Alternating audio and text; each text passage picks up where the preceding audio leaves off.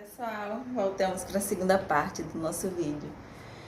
Então, nós paramos no momento em que os dois pombinhos que viviam arrulhando, né, apaixonados, estão temerosos porque começaram a receber cartas anônimas.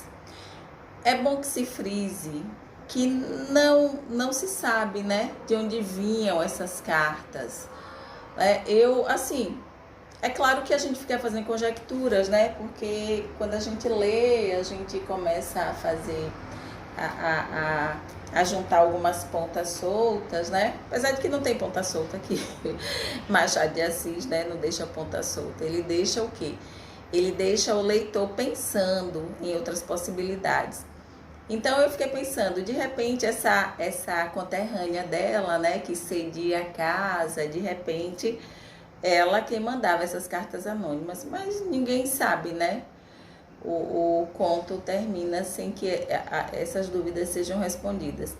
Mas então, essas cartas anônimas chegam e é nesse momento que Rita decide procurar uma cartomante, né? Isso é visto por Camilo como, sabe, é assim, ele segundo o texto, ele é um nihilista, ele nega tudo, ele não acredita nas instituições, ele se diz um negacionista, né? Um negacionista, assim.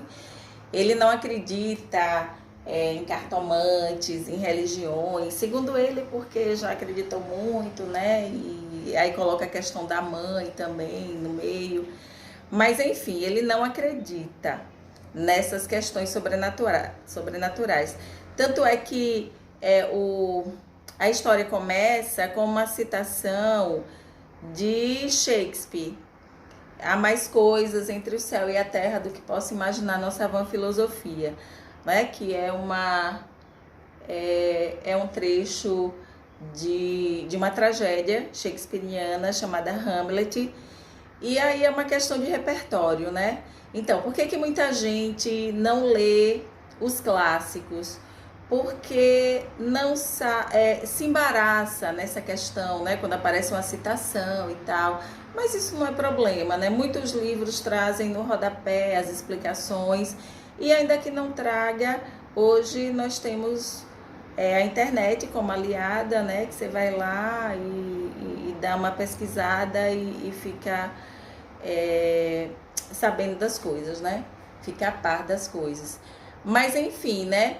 Hamlet é uma tragédia. Então, para quem tem repertório, né? Para quem já tem leitura, para quem tem leituras anteriores, já fica mais ou menos, né? Sabendo como é que vai acabar, né? Esse triângulo amoroso.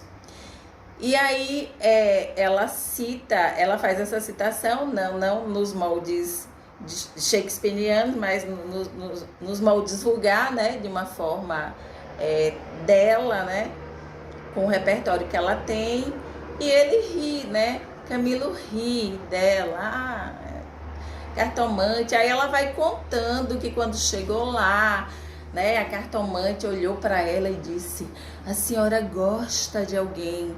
Gente, eu nunca fui a uma cartomante, mas e hoje existe ainda, né? Hoje existem os oráculos online, né? Você faz consultas online ou presenciais, mas quem procura esse tipo de oráculo, né? Digamos assim, é porque ou por questões emocionais que existem duas coisas basicamente que afeta o ser humano, que é o emocional, né? A questão dos relacionamentos amorosos, principalmente, e a questão financeira. Essas são as duas coisas que fazem o ser humano, sabe, procurar qualquer coisa para aliviar. Então, uma mulher, principalmente, né? Porque a mulher está mais ligada ao emocional, né? Não que a mulher não sofra por causa de dinheiro. Óbvio que sofre, né? Todo mundo sofre por falta de dinheiro. Mas a mulher sofre mais por questões emocionais do que por questões materiais. E ela chegou lá e claro que para a pessoa ser cartomante, ela tem que ter essa perspicácia. Ela tem que fazer essa interpretação, né? A interpretação gestual, pelo gestual, pela maneira como a pessoa se comporta, você já sabe, né? Sofrimento amoroso ou tá sofrendo por causa de dinheiro, seja o que for. Mas Rita achou aquilo a oitava maravilha do mundo. Não, ela acertou e tal. E aí foi contando a ele, né? E a cartomante disse a ela que não se preocupasse, que ele gostava dela e tal. Óbvio, né? Disse o que ela queria ouvir. Então, quando se procura um oráculo desse, você quando a pessoa diz o que você quer ouvir, é a mesma coisa de você procurar um amigo para pedir um conselho. Se ele disser o que você quer ouvir, você sai de lá aliviado, tranquilo, feliz, né? Mas basta que não diga aquilo exatamente que você quer ouvir, aí você já fica nervoso, apreensivo. E foi o que aconteceu com a tonta da Rita, né? Ela começou a dizer, não, ela acertou e tal. E ele riu, achou engraçado, achou que não tinha nada a ver. E os dois se separaram, né? Cada um foi pro seu lado e combinaram que iriam dar um tempo sim. Né? Ela disse que não, que era melhor ele voltar e ficar sondando, que era melhor estar próximo do que, né? Ia dar muita bandeira, se ficasse longe. Mas enfim, Camilo tava, né? Tava quieto, tava lá na dele e ele recebe um bilhete, né? De Vilela dizendo assim: vem já já à nossa casa, preciso falar-te sem demora. Aí ele já ficou nervoso, né? Por que será que ele tá dizendo isso? Aí percebeu que a letra tava tremida, mas achou que era coisa da cabeça dele e ficou nervoso. E era quase meio-dia. E ele disse assim, por que essa pressa toda, né? Por que não esperar o final da tarde?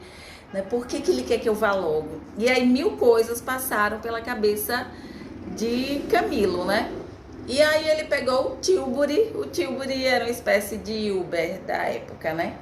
Pegou o Tilbury e foi pra lá, né? Ele disse, já que o assunto é urgente, né? É melhor, ele já tava quase fazendo cocô nas calças de medo. Ele disse, deixa eu ir logo saber o que é, né? Pra me livrar também. E aí, o caminho todo, né, ele é apreensivo, né, a gente sabe que o psicológico da gente, quando não tá bem, a pessoa pensa 1000 coisas, ele nervoso e o tempo não passava, e para piorar a situação, quando ele estava chegando assim, próximo da casa da cartomante, né, que Rita tinha mostrado a ele onde era, aí uma carroça estava impedindo que o trânsito fluísse, e aí o rapaz estava manobrando, né?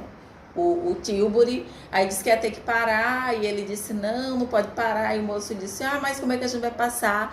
E por coincidência, bem pertinho da casa da cartomante. E ele olhou para aquela casa, né? E viu que as outras janelas estavam todas fechadas e lá, ou melhor, as outras janelas estavam todas abertas, porque as pessoas estavam curiosas com o que estava acontecendo. Porém, a cartomante estava com tudo fechado, né? Que casa de cartomante é assim, né? Fica tudo trancado para ter um pouquinho de mistério. E aí ele disse, vou, não vou. E ficou naquela luta interna, né? E disse, por que não? Eu vou lá, eu vou lá saber. E foi, né? E subiu as escadinhas, né? E o narrador dá muitos detalhes, né? Do corrimão engordurado. E aí ele vai, aí bate na porta, demoram para abrir, ele tem vontade de voltar, mas a curiosidade é maior. Aí a mulher aparece e aí vai fazer a consulta, né? Óbvio. Ela fica olhando para ele, né? Assim, sorrateiramente, para ir sondando o terreno. E ela diz que ele tá com uma grande apreensão. Aí ele já fica também, é verdade, ela acertou e tal. Óbvio, né? Quem Quem é que não conhece uma pessoa apreensiva? Se uma pessoa chega na sua casa, você sabe se ela tá feliz, se ela tá nervosa, se ela tá apreensiva, se ela tá com algum problema, a gente sabe, por mais que a pessoa tente disfarçar. Ah, mas ele era um desconhecido dela, não importa. As emoções do ser humano, elas afloram, elas ficam muito visíveis, dificilmente a gente consegue esconder isso, né? E aí ela disse isso e foi tranquilizando ele, dizendo que ia dar tudo certo, que não tinha problema, que os dois iam ficar juntos e tal. E aí ele ficou tranquilo. E quando terminou a consulta, ela pegou um cacho de passas. Eu particularmente não entendo por que passas. Eu imaginaria, né? Porque essa mulher porque não era um cacho de uvas, né? Aí eu, passas, um cacho de passas, nunca vi ninguém com cacho de passas, mas enfim, né? Mas a passa, né, é a uva que já envelheceu. Então, talvez tenha alguma metáfora aí, né, machadiana. E ele fica assim, pergunta quanto é, né? E ela diz assim, é quanto seu coração mandar. Porque é uma estratégia boa essa, né? Você pergunta quanto é? Não, me dê quanto você achar que eu mereço, né? Na verdade, ela cobrava 2 contos de réis e ele deu 10, né? Ele deu 5 vezes mais, ela ficou na felicidade imensa. E ele ficou tranquilo, ele disse, não tem problema, vai dar tudo certo, né? E aí a estrada foi desobstruída, ele foi embora, foi lá para casa de Vilela. E aí quando ele chegou lá, né, abriu o portão e tal, aí quando ele entrou na casa, a tranquilidade dele foi toda embora, porque ele viu simplesmente Rita morta e estendida na sala e Vilela veio ao encontro dele, pegou pelo colarinho e deu tiros a queima-roupa e ele ficou também estendido lá, morto. Então, 3 mortos na verdade, né? Porque